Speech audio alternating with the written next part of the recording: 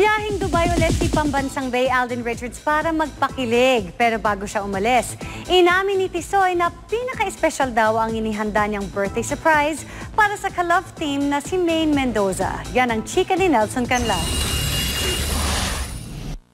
Nagtatampo kasi ako dito, as in 4 days na ako nagtatampo sa kanila.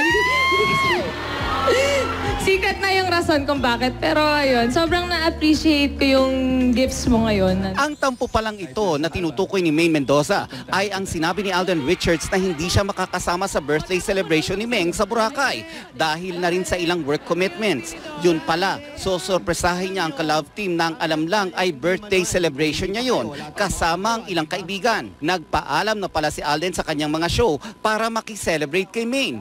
Si Alden din pala ang punong abala sa kanilang Boracay getaway. Wala pong nakaalam. Konti lang kami. I mean, yung pinsan ko, tapos yung mga kasama ko, nagsabi lang ako sa kanila.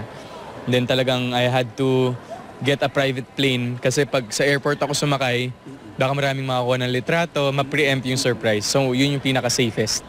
Ito na raw ang pinaka-espesyal na birthday surprise na ginawa ni Alden sa buong buhay niya.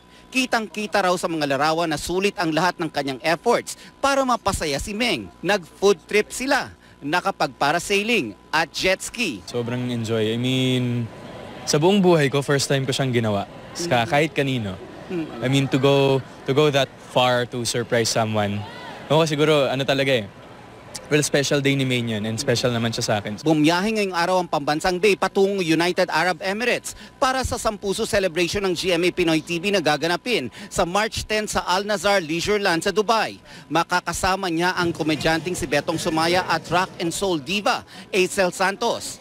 Pagbalik naman ng Pambansang Bay sa Pilipinas, may sorpresa siyang inihanda para sa Aldab Nation. Sing sa Antipolo po, Inares Stadium. So makita-kita po tayo dyan sa March 18 po. Yan. So tickets are still available po. So kita-kits po, Aldab Nation sa Aldenatics. Nelson Canlas updated sa Showbiz Happenings.